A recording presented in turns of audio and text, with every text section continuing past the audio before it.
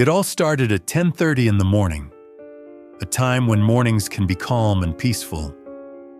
Nothing was going right for Jenna.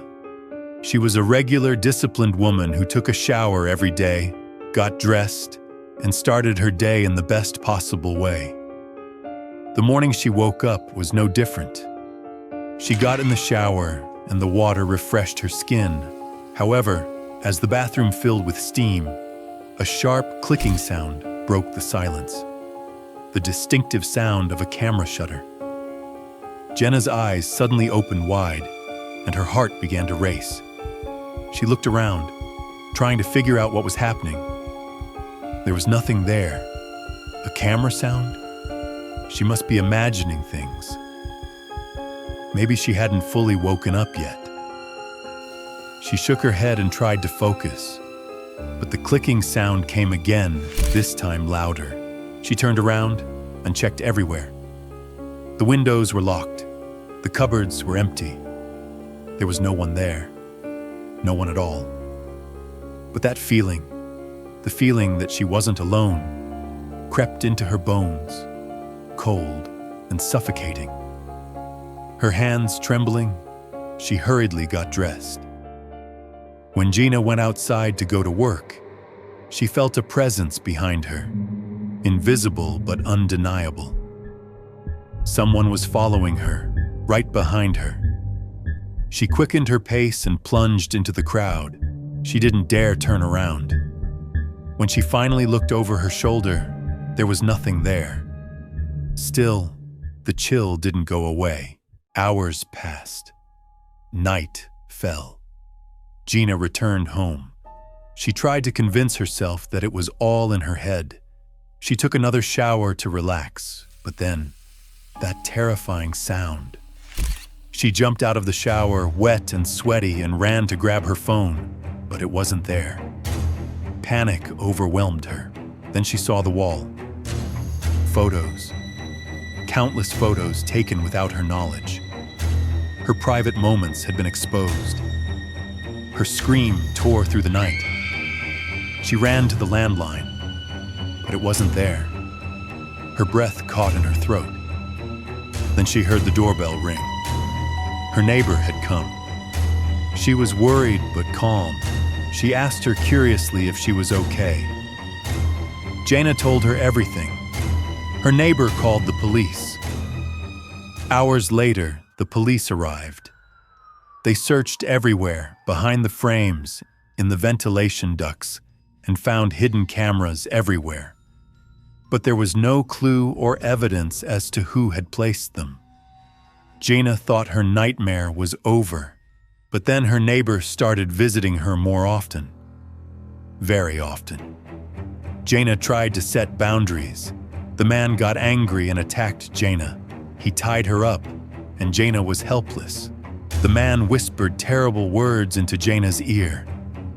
"I've been waiting for you, Jana." Jana refused to be a victim. It was nighttime. The man got drunk and passed out. Gina seized the moment and acted quickly. She cut the ropes and moved silently. Breathing was difficult. She was afraid to make a sound.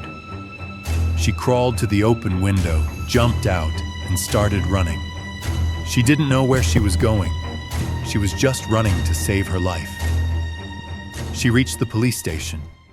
Finally, she was safe. Her pursuer had been arrested. Days had passed, and though her fears persisted, she felt safe. She stepped into the shower, turned on the cold water, closed her eyes, and let herself be carried away by the refreshing flow. When she closed her eyes, she heard that sound, a whistle. Gina froze, her eyes wide open, unable to move. Her real pursuer had not been caught.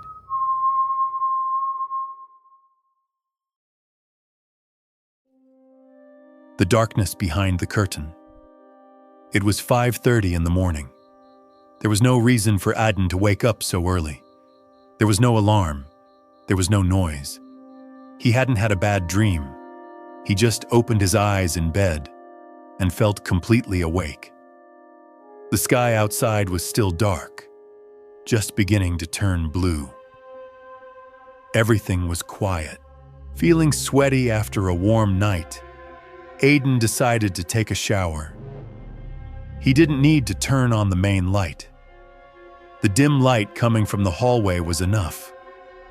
The bathroom was small and old. The tiles were cracked, and the mirror never stayed clean. The yellow shower curtain was stained and stiff from years of use. He had intended to replace it, but had never found the time.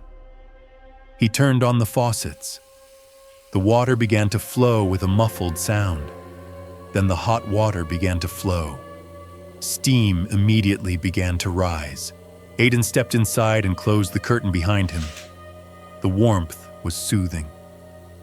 He stood there for a moment, letting the water run over his face. Then he took the soap and closed his eyes, his face covered in lather. It happened then. He felt it, a change. It was as if the temperature in the room had suddenly dropped a few degrees. His skin tingled. There was no sound except for the water. But something was wrong. He rinsed his face lightly and opened his eyes. There was nothing, just steam. But then he turned toward the curtain. There was a shape on the other side of the curtain, tall, motionless, completely human-shaped, but strange. There were no details, just darkness and height. He stared. His heart began to beat rapidly. He slowly reached out, extended his hand, and quickly pulled the curtain aside.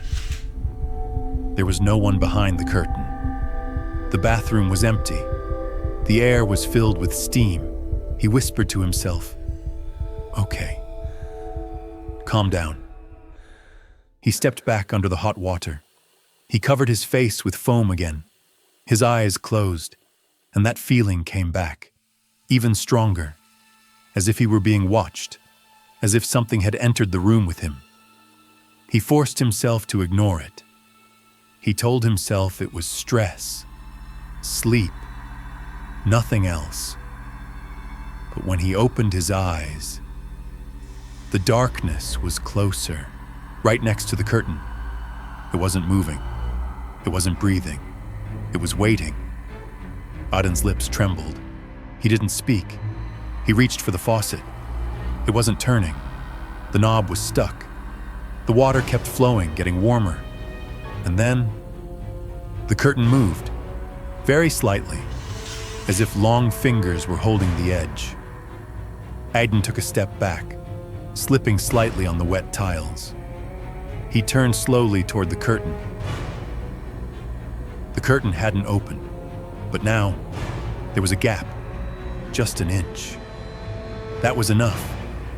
And through that gap, two eyes were staring at him, black, empty, inhuman. The rest of the face was hidden, but a smile was visible.